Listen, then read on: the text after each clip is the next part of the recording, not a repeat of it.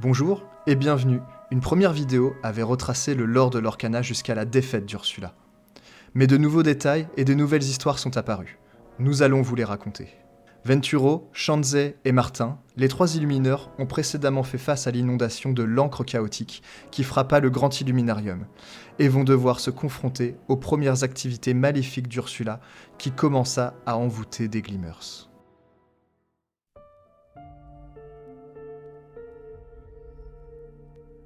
Lorsque le glimmer boiteux de la bête est entré dans sa tente en serrant dans ses bras un lumière terrifié, le cœur de Belle s'arrêta presque et fit tomber au sol le livre qu'elle lisait.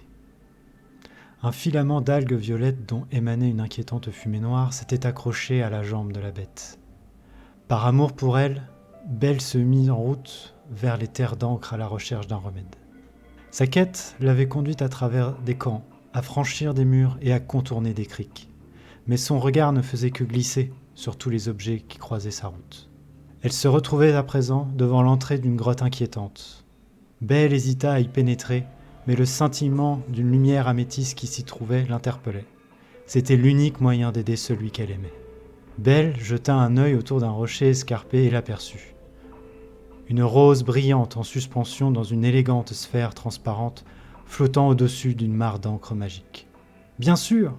Le déluge l'avait emporté hors du grand illuminarium et l'avait transporté loin dans les terres d'encre. Le liquide volatile tourbillonnait et dansait, tandis que la rose enfermée flottait et se balançait doucement, comme si elle l'invitait à entrer dans l'encre. Elle avait vu les effets de l'encre mélangée sur les glimmers de l'illuminarium, qui étaient entrés en contact avec elle lors de l'inondation. Il était impossible de prévoir ce qui allait se passer. Mais s'il n'y avait ne serait-ce qu'une once d'espoir que cette encre mélangée puisse aider la bête, elle devait tenter sa chance. Prenant une profonde inspiration, Belle se précipita dans l'encre. Elle sentit une sensation de picotement sur ses pieds et ses jambes. Elle saisit le récipient contenant la rose et à travers le plissement de ses paupières vit flamboyer un kaléidoscope de couleurs. Elle sentait la rose s'échapper doucement de ses mains.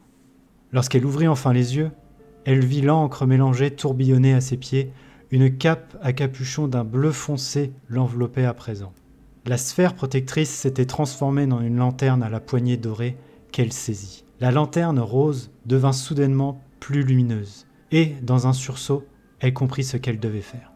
Avec une nouvelle détermination, Belle s'enveloppa dans son manteau, brandit la lanterne magique et s'élança hors de la grotte pour venir en aide à sa bête bien-aimée.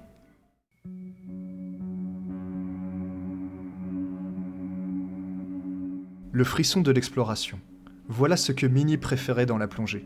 Aussi, lorsque Shanzei eut besoin de Glimmers pour trouver des connexions entre l'inondation et la récente vague de disparition, un Glimmer Minnie s'est immédiatement porté volontaire pour explorer une crique qui était proche.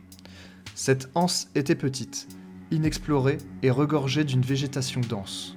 Cette expédition semblait parfaitement sûre, d'autant plus qu'un Glimmer de Donald avait décidé de se joindre à elle. À présent qu'elle se trouvait loin du camp de base et que Donald explorait une autre zone des profondeurs aquatiques de la crique, Minnie commençait à douter de sa décision. Ce que Minnie pensait être une joyeuse quête à la recherche d'indices s'était transformé en quelque chose de bien différent. Elle entendit une légère voix chanter et suivit sa mélodie jusqu'à une grotte lumineuse entourée de hautes algues ondulant lentement. Les sons sous-marins résonnaient et les plantes qui frôlaient ses bras ressemblaient à des lames délicates qui menaçaient de l'égratigner ou de la couper. Elle ferma les yeux et respira calmement grâce au recycleur que Shanzei lui avait donné. La chanson était maintenant plus forte. Les paroles restaient encore indistinctes, mais la voix se révélait aussi belle que terrifiante. Puis, elle se précisa. Une voix douce, épouvantable, empreinte d'une grande puissance. C'était Ursula. Minnie essaya de nager pour remonter à la surface, mais ses pieds se retrouvèrent enchevêtrés dans les algues épaisses et tortueuses. Elle était incapable de retourner à la surface et encore moins au camp. Elle ne pouvait même plus bouger. Elle était prise au piège. Lentement, des algues pourpres et noires, incroyablement froides, enserrèrent ses jambes, ses bras et son scaphandre. Puis, le monde devint sombre.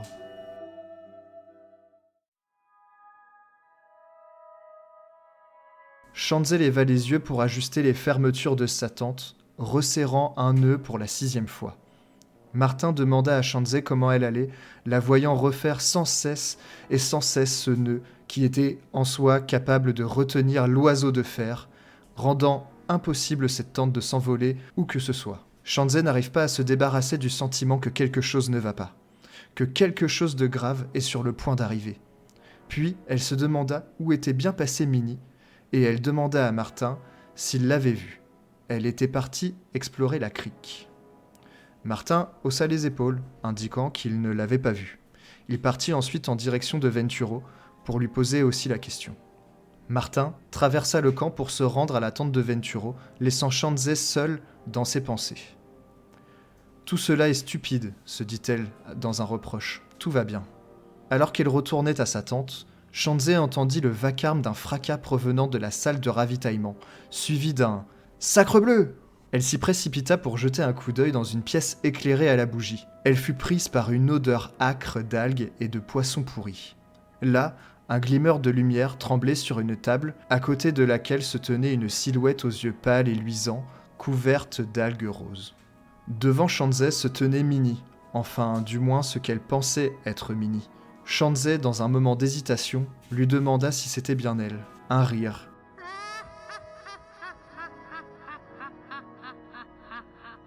Qui à la fois était celui de Minnie, retentit de cette forme. « Plus maintenant !»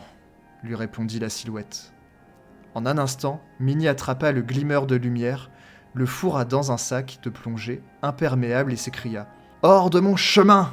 tout en se précipitant devant Shanzé avec une rapidité déconcertante en direction de la plage. Shanzé courut de toutes ses forces après la voleuse, lui demandant de s'arrêter jusqu'à ce qu'elle atteigne la crique.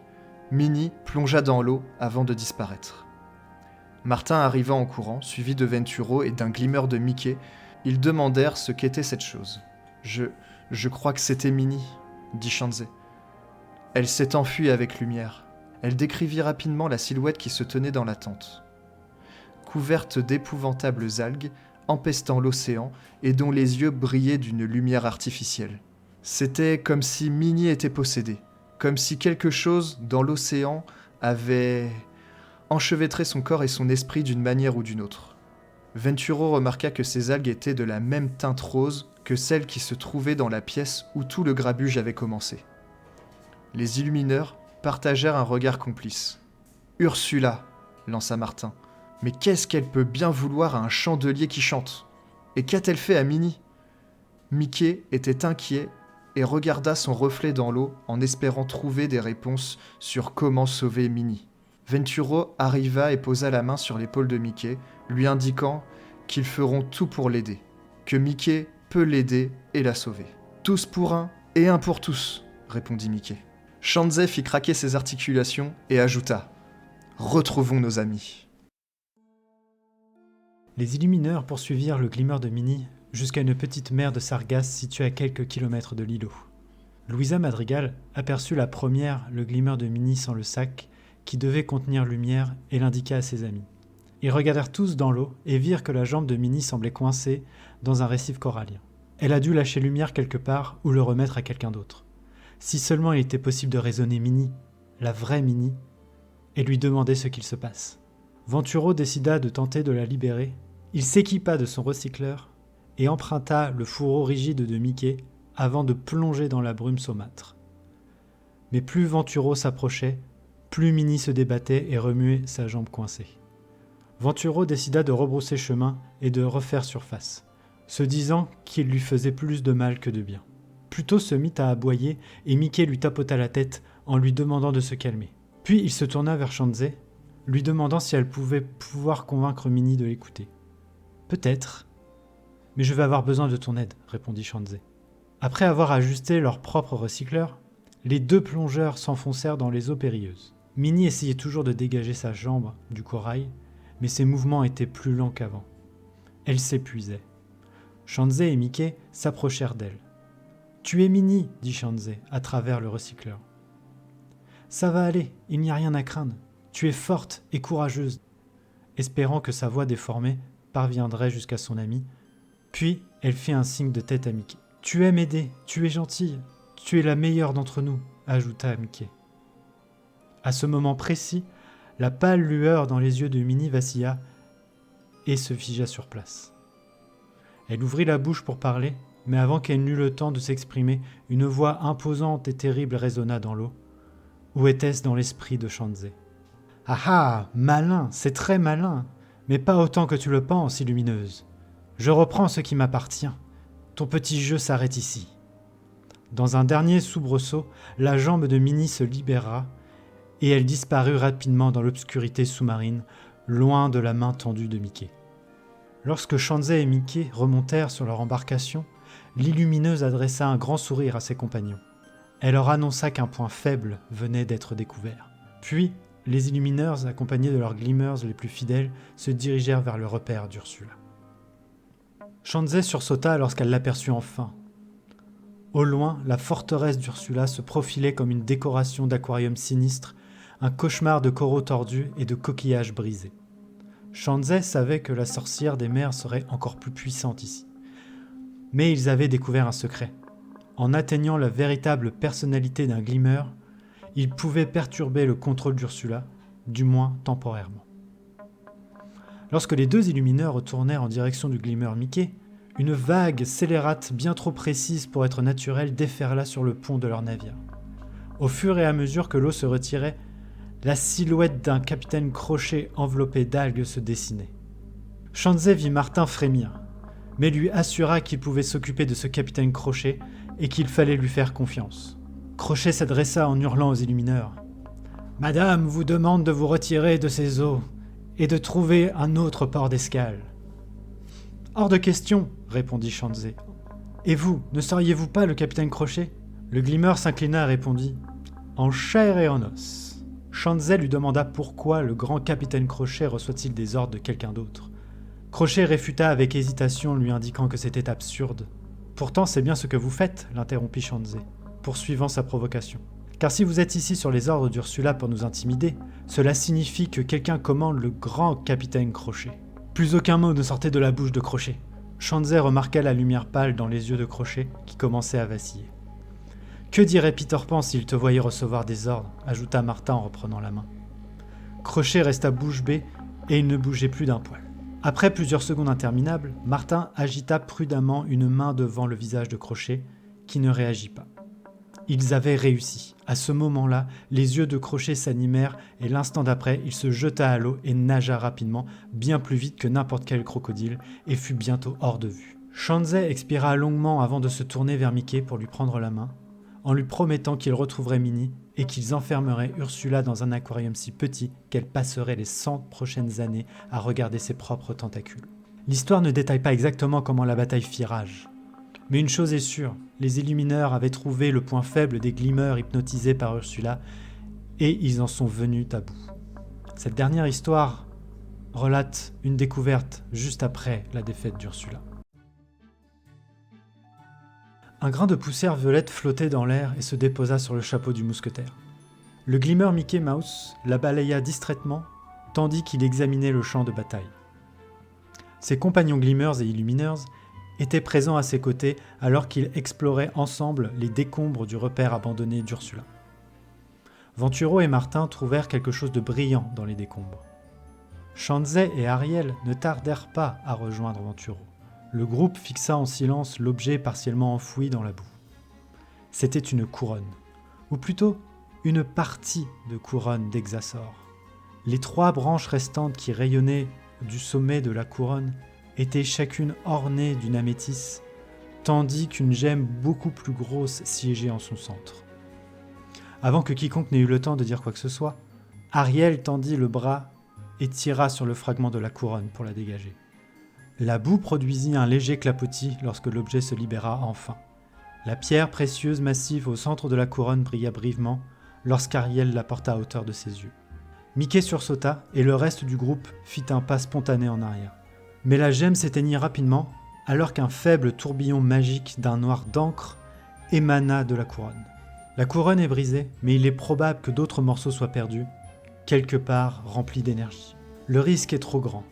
Shanzé proposa de retrouver les autres morceaux de couronne pour les garder en sécurité après avoir vu ce dont cette couronne était capable. Mulan défit son chignon et enveloppa le morceau de couronne avec la longue bande de tissu vert qu'elle utilisait pour garder ses cheveux relevés. Venturo la rangea avec précaution dans son sac. Une fois le groupe de retour dans la salle de l'Orcana, ils retrouvèrent l'alcôve dans laquelle la couronne d'Exasor était initialement entreposée et la remirent à sa place. Cette fois-ci, Venturo renforça la sphère protectrice autour de l'objet en y ajoutant un dispositif de sécurité astucieux et une poignée de drones détecteurs de mouvement pour faire bonne figure. Shanzei, quant à elle, confia la garde de la couronne à 2 Glimmers, Dormeur, qui était assuré de rester à son poste, et Kronk, dont les muscles seraient fort utiles en cas de besoin. Même si pratiquement rien ne pouvait être certain dans ce royaume d'encre magique et d'imagination débordante, les Illumineurs pouvaient au moins espérer que le fragment de cet objet de pouvoir brisé était enfin en sécurité sous leur surveillance. Merci d'avoir suivi cette vidéo, on espère qu'elle vous a plu. Si c'est le cas, n'hésitez pas à vous abonner à la chaîne et à nous le dire en commentaire. Évidemment, il y aura d'autres épisodes pour les prochaines histoires. Et oui, parce que du coup, il y en a encore 3... Au moins 3, ouais. 3 petits chapitres à faire, donc on va se donner à fond. Et n'hésitez pas non plus de rejoindre le Discord, du coup, qu'on va mettre en commentaire, pour venir échanger avec nous et les autres membres de la team. Ça nous fera très plaisir et il y a pas mal de discussions et d'interactions, donc c'est plutôt cool. Ouais. Et aussi, n'hésitez pas donc à aussi suivre la chaîne Twitch des Illuminers Legacy. Évidemment, le lien est aussi en description. Et n'hésitez pas aussi à dire en commentaire des compliments à Revan pour cette imitation du Capitaine Crochet, qui était quand même très très cool. J'espère être embauché par Disney pour le prochain film Peter Pan. Allez, on vous dit à la prochaine. Boujou.